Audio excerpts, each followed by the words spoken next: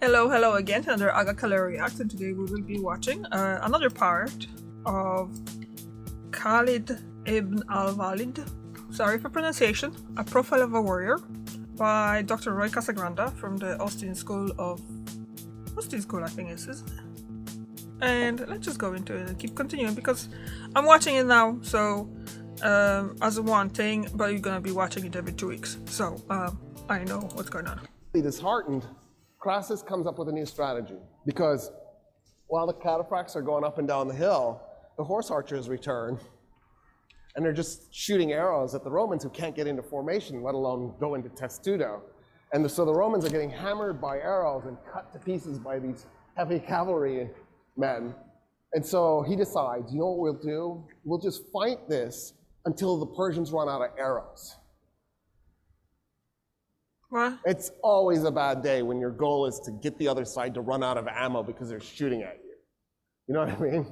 Yeah. It's also a really bad day when the Persians brought 1,000 camels loaded with 1,000 arrows each.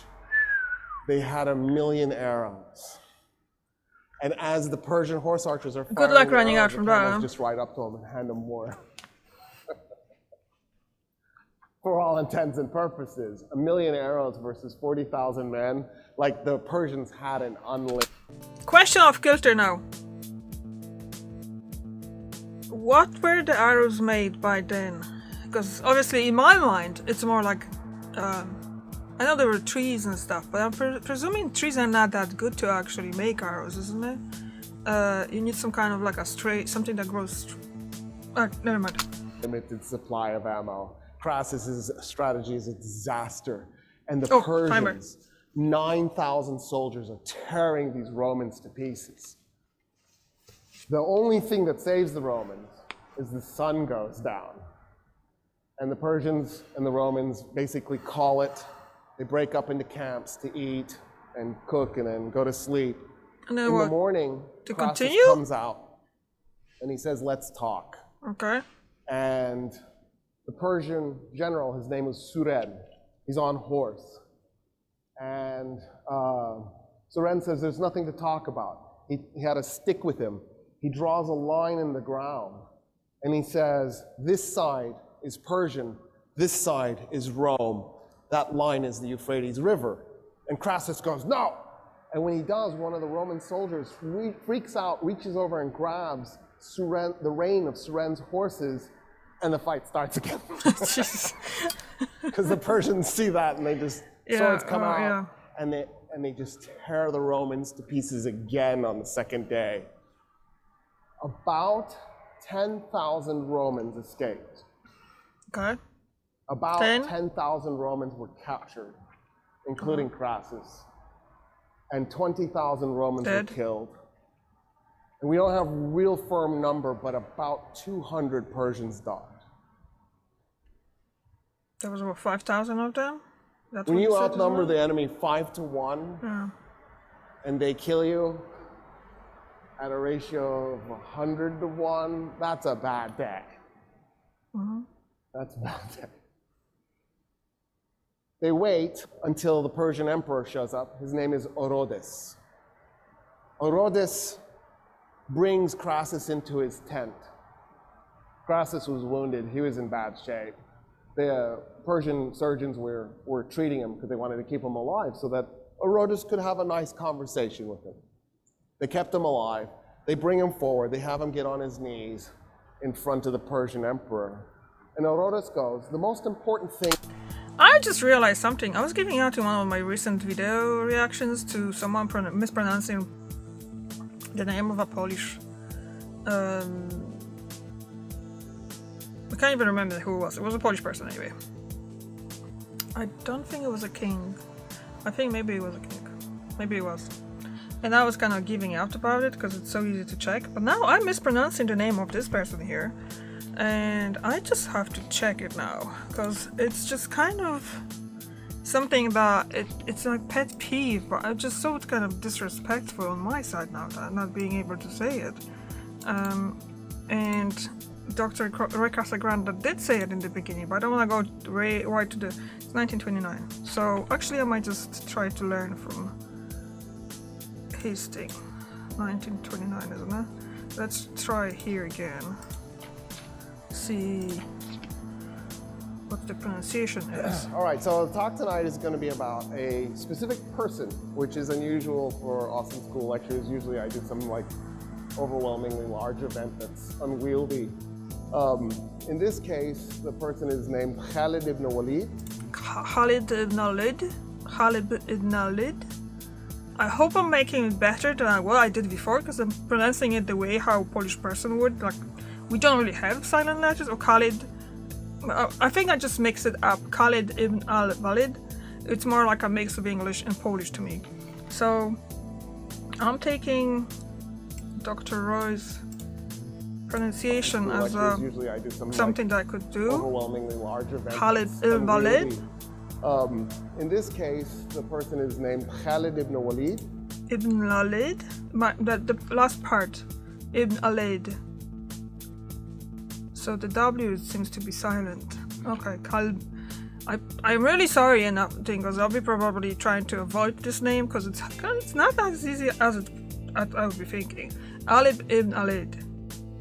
Oh, it's a Khalid ibn al-Walid. I'm really sorry for that.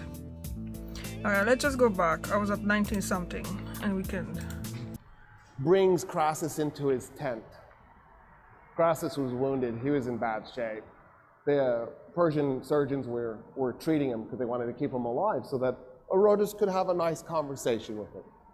They kept him alive. They bring him forward. They have him get on his knees in front of the Persian emperor. And Orotus goes, the most important thing in Persian culture is to be a good host. You are my guest in the Persian Empire. You came here for gold. I will provide. They pried open Crassus's mouth, and they brought a pot of molten gold, and they poured it down his throat. So, I've already said that multiple times, that I know from years before, that basically I've seen saying that the Game of Thrones is heavily inspired by the actual history events. Like, obviously not the dragon stuff, but like a lot of things. This is just like, well, here he's saying they poured into his throat. But do you know the first season when Daenerys' brother was the one, like orchestrating her being married off to a Drogo? And he wanted gold and stuff like that as well. And then in the end, he got all that gold poured on top of his head. Like, that must be it. That must be the moment that in history that inspired George R. R. Martin to use that part. That event triggers almost 700 years of back and forth warfare between the Romans and the Persians. Just 700 years, huh?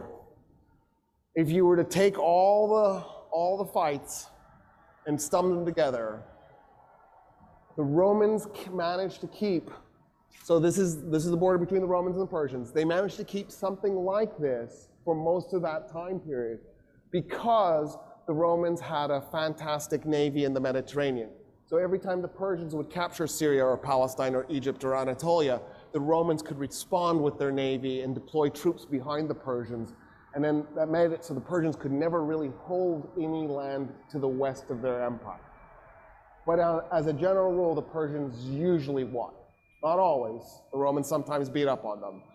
But in the 3rd century, one Persian emperor, a guy named Shapur, beat 3 Roman emperors. And in fact, so badly, he captured one Roman emperor with 2 whole intact Roman legions. He was the first Roman emperor ever captured alive in battle. Crassus was not an emperor. He was a member of the Senate, and he was a governor, but he wasn't an emperor. The first captured Roman emperor ever was Emperor Valerian, in case you wanted to know that. Rome gets into really big trouble. In fact, so does Persia. They both get into really big trouble. In fact, all of Western civilization gets into really big trouble. And the reason is because of Indonesian fishermen. You know how they can go rogue. They're so dangerous. The Indonesians had discovered there were a bunch of islands through the middle of the Indian Ocean, and you could hop from island to island. So even though they didn't have truly ocean-worthy vessels, they had vessels that were ocean-worthy enough, you could get between the islands. And that made it so that you could start in Indonesia and head towards Africa, crossing the Indian Ocean, and you can island hop your whole way across. And before they knew it, they were on this really big island to the east of Africa called Madagascar. And when they got there, there were no humans living on Madagascar. They were just lemurs, our ancestors, but no humans. And they went, geez, let's set up a colony. And they did. And they began growing rice on the colony. And as they grew this rice, they began trading the rice with Africa. And before long, Africa itself began to grow the rice. And as they traded with other people, the rice began to spread across Africa until it got to places like Egypt. And before you knew it, rice was growing in Mesopotamia. And before you knew it, rice was growing even in southern parts of Europe. The reason why this is a problem is because to grow rice, you flood a field. And when you flood a field, you create a place for mosquitoes to grow. Malaria-bearing mosquitoes. And malaria ends up tearing up the entire region from Spain to Iran. Populations, the life expectancies absolutely plunge. If they were 40, 45, they dropped to 20, 25. And as a result, Rome's population goes into dramatic decline, and so does Iran's. And they're just barely scraping by. And then, as if that's not enough, there's an outbreak of the bubonic plague. It's frequently called Justinian's plague, in the middle of the 6th century, and it tears Rome and Persia to pieces.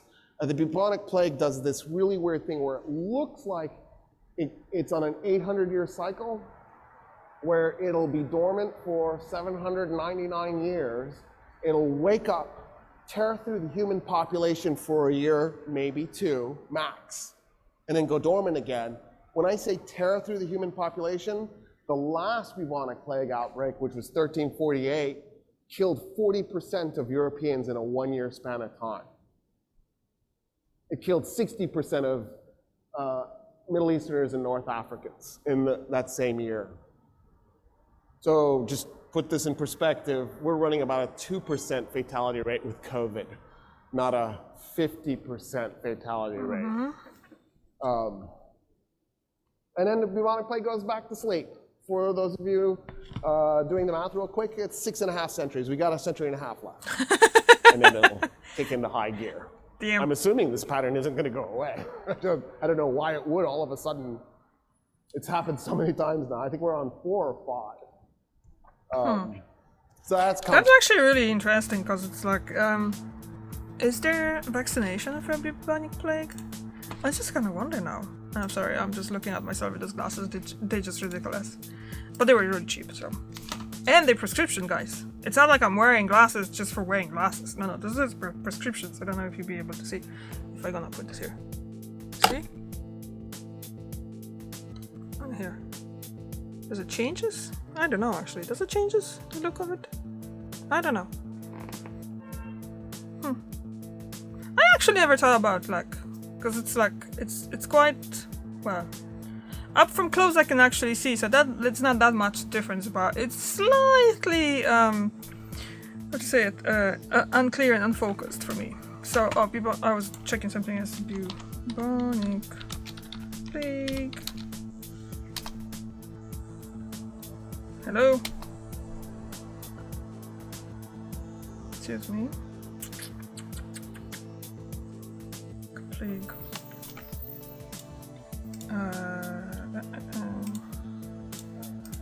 And vaccination? Is there?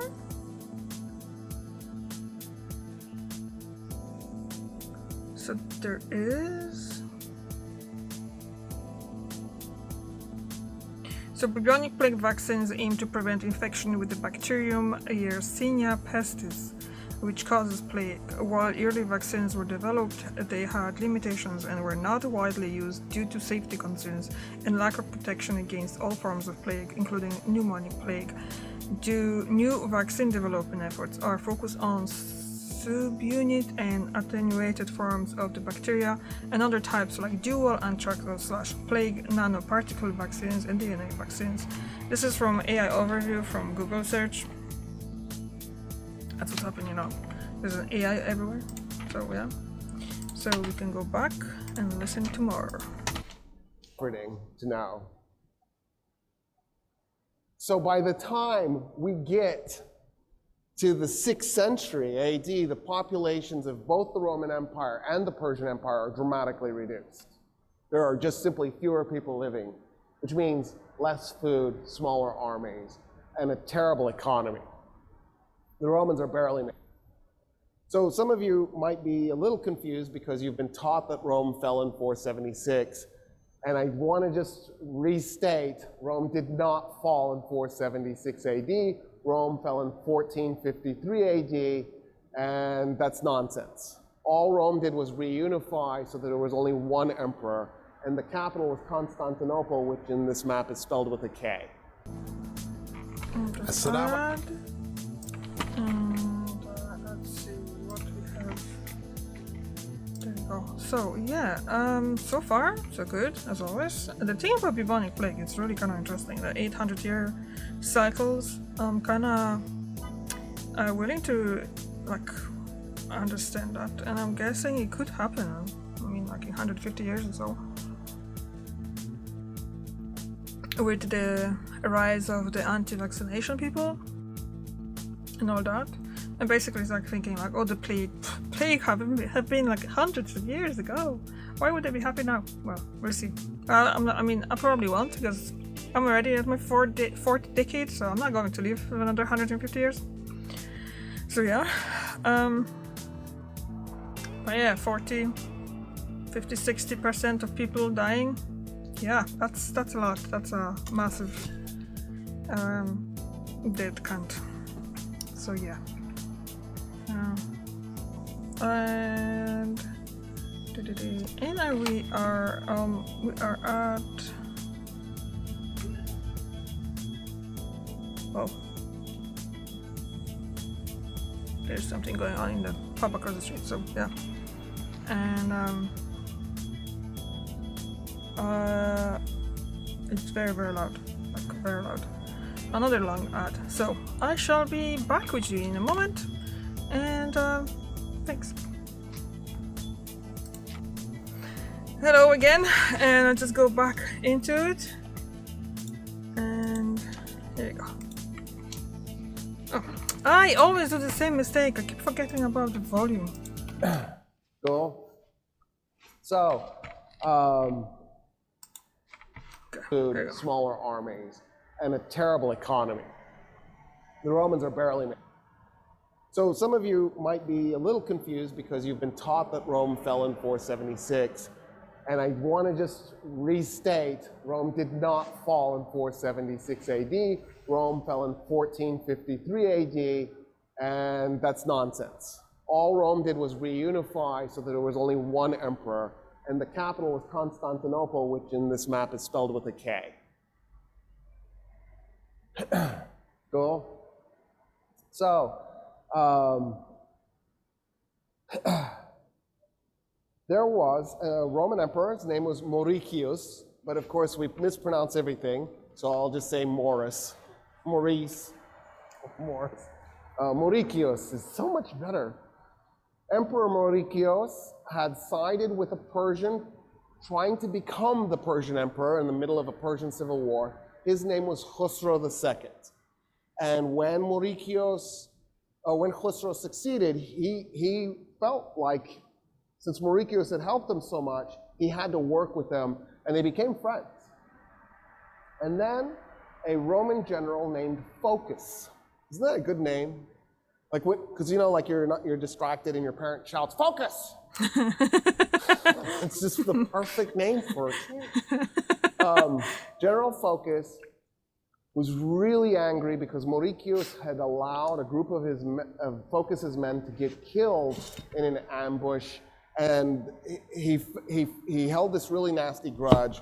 Eventually, Phocas ends up in Constantinople, and he murders the Roman emperor and makes himself the Roman emperor. So now Phocas in 602 AD is the Roman emperor. Khusro II, the Persian emperor, is outraged that his friend Mauricius has been killed like this, and so Khusro declares war on Rome to avenge the death of his friend and to depose Phocas. Initially, the Persians have some successes, but they don't last, and the war sort of drags on, and a bunch of nothing gets done. And then there's an uprising within the Roman Empire against Phocas. That uprising is led by a man named Heraclius, and Heraclius eventually takes over and becomes the new Roman emperor. The problem is this war now has a life of its own, and so even though Phocas is taken out of the picture, and in effect Khusro II gets his way, it doesn't matter anymore. They're in the war, they're just going to go ahead and fight it out. And to make a long story short, a Persian general, his name was Shahbaraz. See where there's parts of the Roman Empire that they have vertical lines through them? Shahbaraz carved that chunk of the Roman Empire off and began ruling it himself, basically, because he eventually himself rebels against the Persians. And so there actually ends up being 3 empires. One empire that stretches from Egypt to Armenia, ruled by Shahbaraz, the Persian Empire to the east and the Roman Empire to the west. Eventually, Heraclius makes a deal with Shahbaraz to try to make him the new emperor to end the war. Heraclius actually ended up raising Shahbaraz's son. His name was Nicetas, and he raised him as a Christian. And so Emperor Heraclius is thinking, Nicetas will eventually become the Christian ruler of the Persian Empire. The struggle between Rome and Persia will finally end. And so he pushes really hard, backs Shahbaraz. Shahbaraz finally takes over Ctesiphon, the Persian capital, in 628. So this war went 26 years. He takes over the Persian capital, becomes the Persian emperor. He even mints a coin with his face on it, and 40 days later is stabbed to death. But the war ended, so that was good. That's true. It's just the goal wasn't achieved. 628. And this is where the intersection takes place between the story I wanted to tell you and the background that I gave you. Okay, so we might gonna stop here because this video is getting a bit long, and I have the ads. They're gonna be shorter, obviously, now that I'm gonna edit and stuff like that. But we are only 30 minutes, so it seems like I should do 15-minute long stuff, reactions to it. So yeah, so far we have the background, and now we're gonna get into Khalid ibn al-Walid.